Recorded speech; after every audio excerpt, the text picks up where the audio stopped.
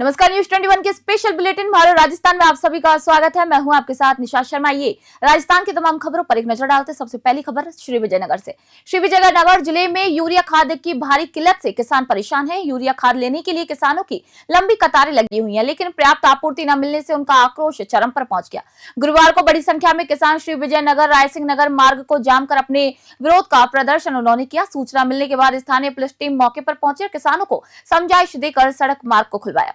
किसानों का कहना है कि विभाग द्वारा यूरिया के लिए टोकन वितरण किया जा रहा है, लेकिन खाद समय पर नहीं मिल रही, जिससे कि खेती काफी प्रभावित हो रही है। इसी दौरान किसानों ने बताया कि वे कई घंटों तक कतार में खड़े रहते हैं, लेकिन खाद नहीं मिलने के कारण उन्हें भारी परेशानियों का यहाँ पर सामना करना पड़ा है।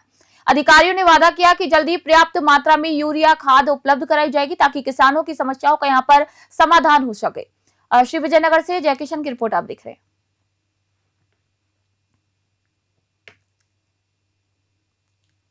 खबर आहोर से। भद्राजून की पंचायत समिति द्वारा वार्ड पुनर्गठन के निर्णय को लेकर नया रामा गांव के ग्रामीणों ने कड़ा विरोध जताया है। ग्रामीणों ने आहोर उपखंड अधिकारी के माध्यम से जिला कलेक्टर को आपत्ति पत्र सौंपा। पत्र में उन्होंने मांग की कि नया रामा गांव को वार्ड संख्या 2 में जोड़ने के बजाय इसे पुनः वार्ड संख्या 3 ग्राम पंचायत रामा में शामिल किया जाए। ग्रामीणों का कहना है कि नया रामा भौगोलिक, प्रशासनिक और सामाजिक दृष्टि से ग्राम पंचायत रामा से ही जुड़ा हुआ है। रामा मुख्यालय से नया रामा की दूरी केवल 0.25 किलोमीटर है, जबकि वर्तमान में जोड़ा गया वार्ड संख्या 2 के प्रमुख गांव भोरडा तक 9 किलोमीटर और मोतीसरी नीलखंड जैसे गांव करीब 15 किलोमीटर दूर हैं। इस विरोध प्रदर्शन में आहोर विधानसभा प्रत्याशी सरोज चौधरी, आम सिंह परिहार सहित कई ग्रामीण मौजूद रहे।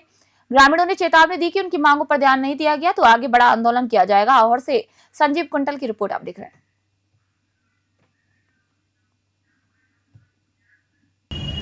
ज्ञापन दिया है, क्या मामला है? मामला ये है कि हम रामा से आए हैं। रामा और नया रामा एक ही पंचायत के गांव है। हम दोनों गांव आगे से एक ही पंचायत में रह रहे हैं और हमारे कोई दूरी भी ज़्यादा है नहीं, दोनों गांव शामिल ही है।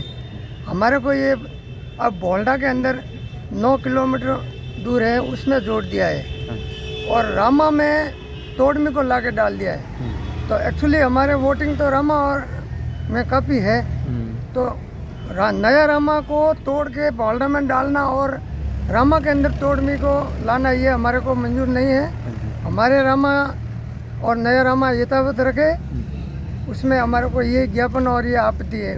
इसके बारे में ये निर्णय सही नहीं हुआ तो हम आगे की कार्रवाई करेंगे। राजगढ़ में सैनी समाज द्वारा शिक्षा जगत की जननी और समाज सुधार की अग्रदूत माता सावित्रीबाई को 195वीं जयंती श्रद्धा और हर्षोल्लास के साथ उनकी जयंती को मनाया गया। आपको बता दें कि कार्यक्रम की शुरुआत उनके चित्र पर माल्यार्पण और दीप प्रज्वलन करके की। इसी अवसर पर समाज के वरिष्ठ जन, महिला, युवा वर्ग और छात्र छात्राओं ने बढ़ चढ़ कर हिस्सा लिया। वक्ताओं ने कहा कि सावित्रीबाई फूले केवल शिक्षिका नहीं थी, बल्कि भारत की पहली महिला शिक्षिका, नारी शिक्षा की जननी और सामाजिक कुरीतियों के खिलाफ संघर्ष करने वाली समाज सुधारक थी।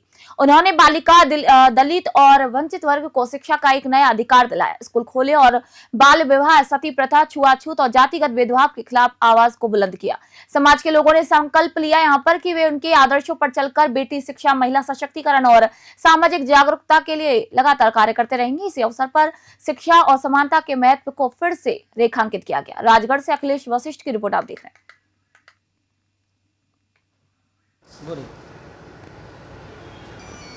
आज संपूर्ण भारत माता सावित्रीबाई फुले जी की 195वीं जन्म जयंती बड़े ही हर्षोल्लास और श्रद्धा के साथ मना रहा है।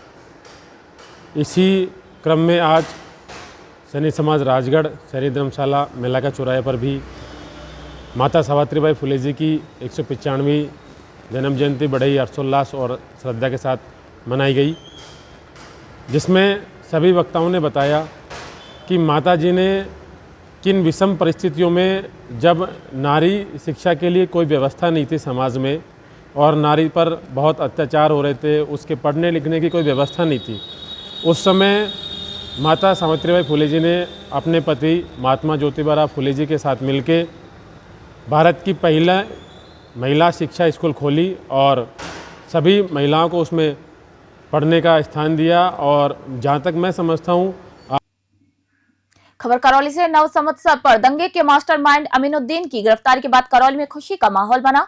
शहरवासियों ने मुख्यमंत्री भजनलाल शर्मा और एसपी लोकेश सोनवाल की सराहना करते हुए करौली पुलिस जिंदाबाद के यहाँ पर नारे लगाए। हिंदू सेना के प्रदेश अध्यक्ष साहब सिंह के नेतृत्व में कलेक्ट्रेट चौराहे पर आतिशबाजी यहाँ की गई। वहीं एक दूसरे को मिठाई खिलाकर लोगों ने एक दूसरे को बधाई भी दी। साहिब सिंह ने कहा कि देरी से सही लेकिन हुई सत्य की जीत। मुख्यमंत्री और पुलिस की बदौलत बेगुनाह युवाओं को फंसाने वाले मामलों में न्याय मिला है। अमीनुद्दीन करौली नगर परिषद की पूर्व सभापति रशीदा खातून का पुत्र और कांग्रेस का वरिष्ठ नेता बताया गया है। प्रदर्शनकारियों ने पुलिस अधीक्षक से अनुरोध किया कि दंगे में संलिप्त अन्य लोगों को भी जल्द गिरफ्तार किया जाए। इसी घटना के बाद करौली में कानून व्यवस्था के प्रति जनता का विश्वास बढ़ गया। करौली से राधा रमन सारस्वत की रिपोर्ट आपको दिखा रहे हैं।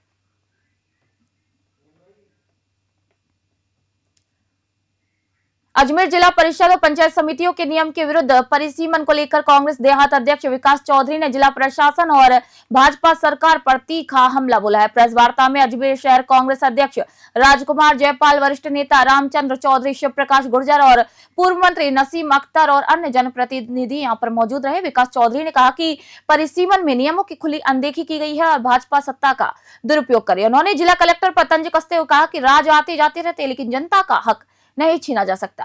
चौधरी ने सुझाव दिया कि अगर मुख्यमंत्री पर्ची से पद बना सकते हैं तो कलेक्टर भी पर्ची से प्रधान और जिला परिषद मुखिया बना दे। कांग्रेस नेताओं ने कलेक्टर की भूमिका पर सवाल उठाते हुए कहा कि वे भाजपा के बंधु बनकर काम कर रहे हैं। कांग्रेस ने 5 जनवरी को बड़ी संख्या में आपत्तियां दर्ज कराकर विरोध करने की यहाँ पर घोषणा की। अजमेर से सीताराम गहलोत की रिपोर्ट आपको दिखा रहे हैं। परिसीमन को लेकर जो कलेक्टर ने 30 तारीख को जो अध्यादेश निकाला वो निश्चित तौर पर अजमेर जिले के ग्रामीण क्षेत्र से आने वाली जनता के साथ कुठाराघात है। उसको लेकर आज हमने आपसे प्रेस वार्ता रखी है और निश्चित तौर पर अजमेर जिले में जिस प्रकार से भारतीय जनता पार्टी से लोग दुखी हो गए, तो अब ये केवल और केवल अपना बचाव करने के लिए इस परिसीमन का बहाना लेकर बचना चाहते हैं। और हम तो कहते हैं साफ सुथरे शब्दों में, जैसे पर्ची से इन्होंने मुख्यमंत्री बनाया, हम तो चाह रहे हैं कलेक्टर साहब आप पर्ची से प्रधान भी बना दें और जिला परिषद का जो हमारा प्रमुख है वो भी आप पर्ची से बना दें। लोक बंधु नाम है लेकिन ये भाजपा का बंधु है। निश्चित तौर पर उनकी कथनी और करनी में बड़ा फर्क है। भारतीय जनता पार्टी के लोग जो लेटर जारी कर रहे हैं उस लेटर पर केवल और केवल साइन करने का काम यहाँ के जिला कलेक्टर कर रहे हैं। तो इसको लेकर आज हमने आपत्ति भी दर्ज कराई है और कलेक्टर को चेतावनी दी है कि इस प्रकार से केवल जनसंख्यात्मक जो आंकड़े हैं और भौगोलिक स्थिति है उसको दरकिनार करके आप परिसीमन नहीं कर सकते।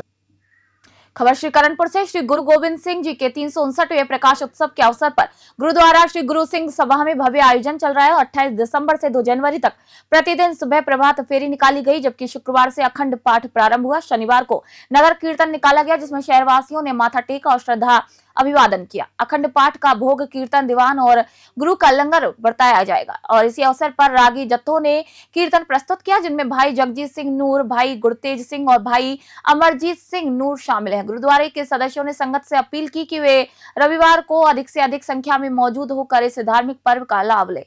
इस उत्सव से स्थानीय समाज में श्रद्धा और भाईचारे का एक संदेश फैल रहा है। साथ ही युवा और बच्चों में धार्मिक और सांस्कृतिक चेतना को भी बढ़ावा मिल रहा है। श्री करणपुर से अमित धवन की रिपोर्ट आपको दिखा रहे हैं।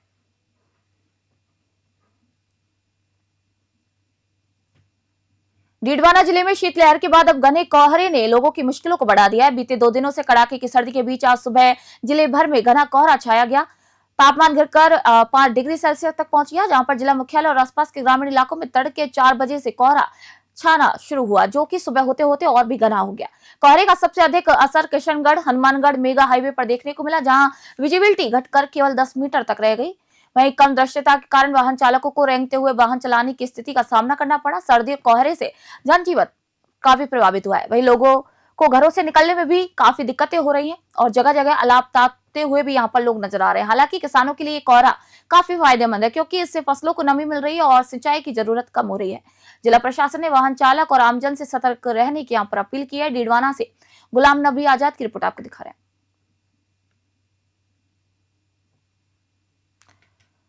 राजस्थान बुलेटिन में फिलहाल इतना ही। देश दुनिया की खबरों के लिए देखते रहिए न्यूज़ 21। मैं निशा शर्मा आप सभी से इजाजत चाहती हूँ।